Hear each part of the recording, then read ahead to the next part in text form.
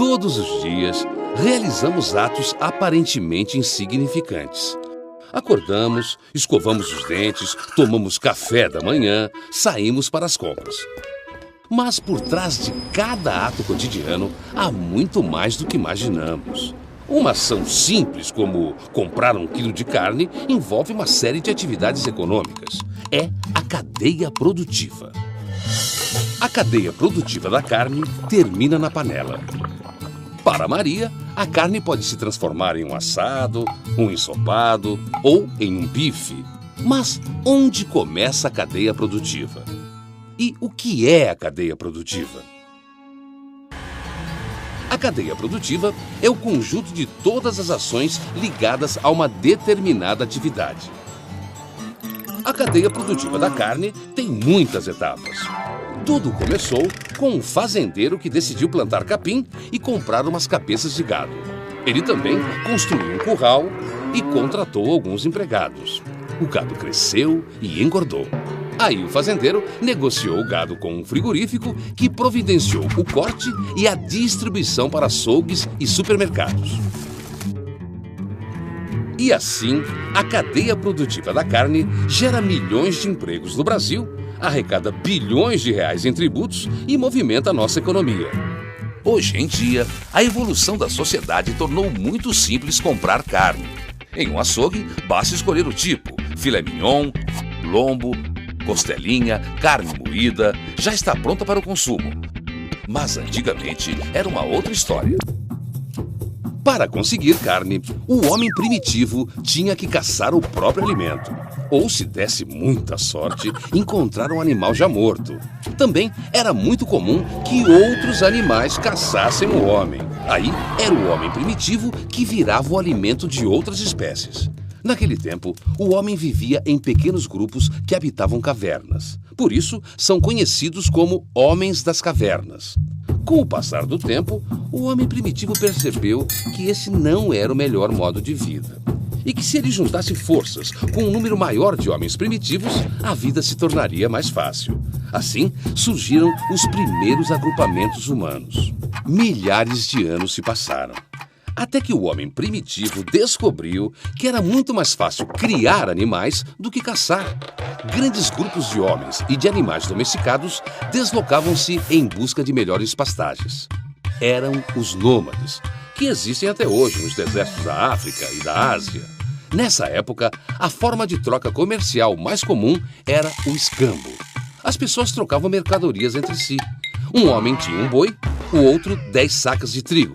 Eles trocavam as mercadorias. Mas nem sempre era fácil determinar o valor de cada produto. Para facilitar as trocas comerciais, o homem inventou o dinheiro. Hoje, para conseguir um pedaço de carne, o homem não precisa caçar, muito menos produzir algo para trocar com o fazendeiro. Basta usar o dinheiro. Uma das funções do dinheiro é facilitar a cotação das mercadorias, ou seja, determinar o valor de cada coisa. Mas o dinheiro não resolveu todos os problemas da vida em sociedade. O homem também precisava de regras para que esta nova vida fosse mais harmônica. Para isso, o homem criou o Estado. No princípio, o Estado era comandado por um governante com muito poder. Logo, apareceram os líderes de clãs, os faraós do Egito, os imperadores romanos. A democracia não era muito popular nessa época. Quem tinha o poder mandava e desmandava. Quem não tinha, que se calasse. Mandava quem podia e obedecia quem tinha juízo. Quando parecia que a coisa ia melhorar, ela piorou de vez. Roma dominara grande parte do mundo conhecido. Naquela época, todo mundo que não vivia no Império Romano era considerado bárbaro. Pois esses bárbaros resolveram invadir Roma e destruíram o grande império. Com o fim do domínio romano, novamente o poder político se dividiu entre pequenos agrupamentos humanos. Foi assim que surgiram os feudos. Os senhores feudais eram donos de grandes propriedades de terra. Eles permitiam que algumas pessoas trabalhassem no seu terreno. Essas pessoas eram chamadas de servos. Os servos eram obrigados a dar ao senhor boa parte da colheita. Cada feudo tinha sua própria lei, e o senhor mandava e desmandava. Insatisfeitos, os habitantes de uma pequena parte da Europa resolveram se unir em torno de um governo centralizado novamente. Eles batizaram o lugar de Portugal. E foi assim que surgiu o primeiro Estado Nacional moderno. O papel do Estado é organizar a vida em sociedade. Isso significa administrar tudo que é público, criar as leis e fazer com que elas sejam cumpridas, construir a infraestrutura necessária, garantir a coleta de lixo, criar hospitais e manter escolas. Tudo isso custa dinheiro. Dinheiro que o Estado consegue através dos tributos cobrados dos cidadãos.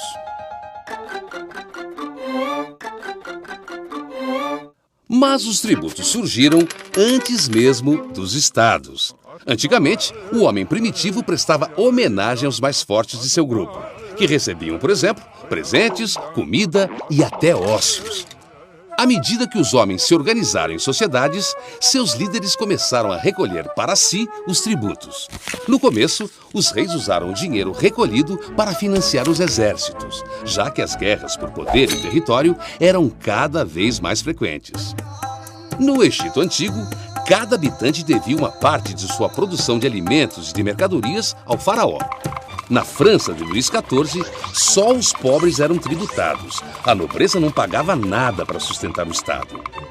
O rei francês chegou a afirmar: "O Estado sou eu."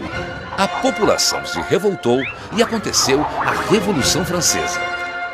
Aí surgiu a Declaração dos Direitos do Homem e do Cidadão. A declaração afirmava que todos são iguais perante a lei. O pagamento de tributos passou a ser obrigatório a todos os cidadãos franceses. Mesmo princípio que vigora ainda hoje na maior parte do mundo, inclusive no Brasil. Nosso país tem vários tipos de tributos. Os tributos se dividem em impostos, taxas, contribuições sociais. Eles geralmente são conhecidos por suas siglas: IPVA, IPTU, ICMS, IPI. Mas o que significa tudo isso? O imposto é um tipo de tributo pago em função de uma dada situação. O João, por exemplo, ele é policial militar e paga o imposto de renda, um imposto cobrado pelo governo federal sobre a renda de uma pessoa. A maior parte dos brasileiros não paga esse imposto, pois recebe menos do que o mínimo estabelecido pela lei. E como o João também tem uma casa, ele paga para a prefeitura o IPTU, Imposto Predial e Territorial Urbano. O João também paga um imposto sobre o carro dele, é o IPVA, que é cobrado pelo governo estadual. IPVA é a sigla para Imposto sobre a Propriedade de Veículos Automotores. Outro tipo de tributo é a taxa, que a gente paga por um determinado serviço público. Assim, a Maria paga uma taxa quando pede uma segunda via de um documento na prefeitura. O João paga uma taxa para pedir uma certidão negativa. E os dois pagam uma taxa pela iluminação pública.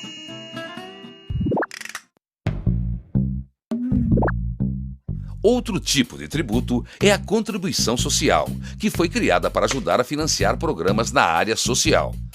As empresas pagam, por exemplo, a CSLL, Contribuição Social sobre Lucro Líquido. Esse tributo foi criado para apoiar a Seguridade Social, ou seja, a saúde, a previdência e a assistência social. As empresas e as indústrias também pagam outros impostos. O João quer comprar um carro novo. A indústria que fabricou o carro já recolheu o IPI, que é cobrado de todo produto industrializado. Assim como o fabricante dos bancos, do motor, das autopeças. Nas compras que a Maria vai fazer no mercado, também incidem tributos. Sobre a carne que compramos, incide um imposto estadual muito importante, o ICMS. O imposto sobre a circulação de mercadorias e serviços incide sobre todo o produto que compramos em supermercados, lojas e farmácias, por exemplo. O ICMS, assim como o IPI, são exemplos de impostos indiretos, ou seja, o imposto está embutido no preço do produto.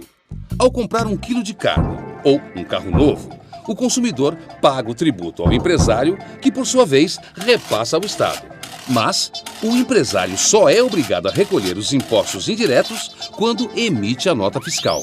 Por isso, é tão importante exigir esse documento. Mas por que esse pequeno pedaço de papel é tão necessário? A nota fiscal parece realmente só um insignificante pequeno pedaço de papel, mas ela é muito mais do que isso. A nota fiscal significa mais dinheiro para o governo investir em benefício da sociedade. Sem a nota fiscal, o empresário paga menos imposto, o governo arrecada menos e tem menos dinheiro para investir em educação, cultura, saúde ou saneamento básico. Afinal, os tributos foram criados para financiar as facilidades e os serviços da vida em sociedade. O IPTU, aquele imposto que o João pagou para a prefeitura sobre o valor da casa dele, financia a coleta de lixo, postos de saúde e asfaltamento de ruas. O IPVA, que o João pagou para o governo estadual sobre o valor do carro dele, financia a segurança pública, as escolas e a manutenção de estradas. E o imposto de renda que o João paga sobre o salário dele é utilizado pelo governo federal para construir estradas, fornecer energia e financiar programas sociais. Através do pagamento dos tributos, todos nós dividimos o custo da vida em sociedade. Quem ganha mais, paga mais. Quem ganha menos, paga menos. O Brasil hoje é uma democracia. Significa que temos eleições livres e diretas. Escolhemos os nossos dirigentes. O povo pode mostrar sua insatisfação e protestar livremente. E o governo precisa dar explicações à sociedade. Em uma democracia, todos têm direitos e deveres, inclusive o Estado. O povo tem direito à educação, à saúde e à segurança. O Estado tem o dever de fornecer os serviços básicos à população com parte do dinheiro que pagamos de impostos. Cabe ao Estado brasileiro gerenciar os tributos pagos todos os anos pelo cidadão. Mas nem sempre foi assim. Antigamente, os governantes faziam com o dinheiro público o que bem entendiam. Assim, surgiram as obras faraônicas, que receberam este nome por causa das extravagâncias cometidas pelos faraós. Eles construíram enormes monumentos em homenagem a si mesmos. Por muito tempo foi desse jeito. Daí surgiram as pirâmides no Egito, o Coliseu em Roma, o Palácio de Versalhes na França, o Taj Mahal na Índia. Durante a construção do Taj Mahal, o imperador Shah Jahan gastou uma fortuna para construir um mausoléu para sua esposa favorita. Usou muito ouro, pedras preciosas, mármore branco e 22 mil homens para erguer o Taj Mahal. Diz a lenda que decepou a mão dos artesãos para que eles não pudessem construir réplicas do mausoléu. Durante séculos e séculos, a justiça social e a democracia não foram respeitadas. As obras públicas geralmente beneficiavam os poucos. A Revolução Francesa, em 1789, foi um marco nessa história. Ela consagrou a soberania popular e a separação de poderes em executivo, legislativo e judiciário. A partir daí, coube ao legislativo, ou seja, aos representantes eleitos pelo povo, definir quanto e onde gastar e de quem e quanto cobrar de impostos, dando origem ao orçamento público. A divisão do Estado em 3 poderes é um modelo adotado pela maior parte dos países do mundo, inclusive o Brasil.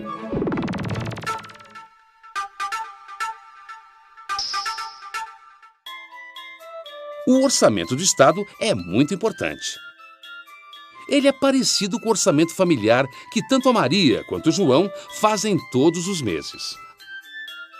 A Maria precisa definir, entre outras coisas, quanto poderá gastar no mercado. Por exemplo, quantos quilos de carne vai poder comprar. Já o João tem que fazer as contas antes de pensar em trocar de carro. Se fazer um orçamento familiar já é complicado, imagine o trabalho que dá fazer o orçamento do governo. O orçamento do governo passa por uma série de etapas antes de ser executado. Esse processo envolve as 3 esferas de poder: o executivo, o judiciário e o legislativo. Todo ano, os prefeitos, os governadores e o presidente, que representam o poder executivo, fazem um plano de investimentos e gastos para aquele período. É a chamada Lei de Diretrizes Orçamentárias. Os vereadores, deputados estaduais, deputados federais e senadores, que fazem parte do poder legislativo, analisam, discutem e aprovam esse orçamento. Essa é uma das funções mais importantes do poder legislativo. É no orçamento que se define o uso dos tributos arrecadados pelo Estado. É com essa previsão anual do recolhimento de tributos que o país sabe quanto e como vai investir em educação, saúde ou construção de estradas. Durante o ano, os prefeitos, os governadores e o presidente executam o que foi previsto no orçamento. Cabe ao Poder Judiciário fiscalizar a aplicação do orçamento e punir quem tenha feito algo de errado. O governo tem que prestar contas a todos os cidadãos, que, por sua vez, têm o dever de cobrar e acompanhar os gastos do governo. Afinal de contas, os políticos que fazem e aprovam o orçamento são eleitos por nós. Por isso, o voto é tão importante, porque é através dele que o João, a Maria e milhões de brasileiros escolhem quem serão os seus representantes.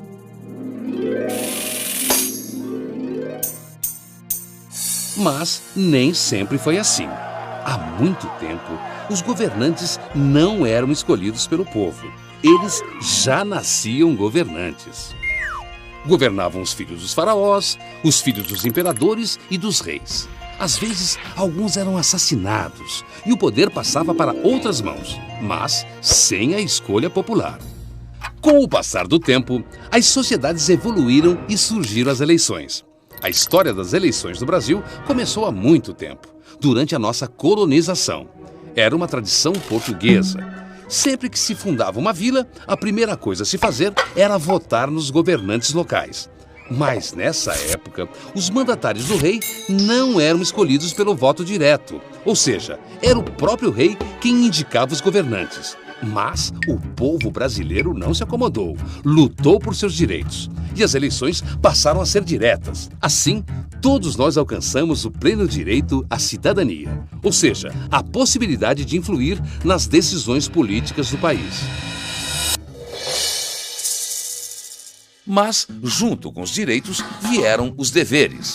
Porque cidadania não é só fiscalizar e cobrar do governo. Significa também cumprir deveres básicos para uma vida em sociedade. Separar o lixo para a coleta seletiva, não desperdiçar água nem luz, exigir a nota fiscal, não estacionar em local proibido, não comprar produtos pirateados.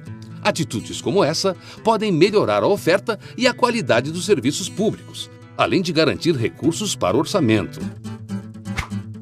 A corrupção, o desvio de dinheiro público, a sonegação fiscal estão presentes em nossa sociedade e precisam ter fim. Mas é importante que todos tenham uma conduta de cidadão.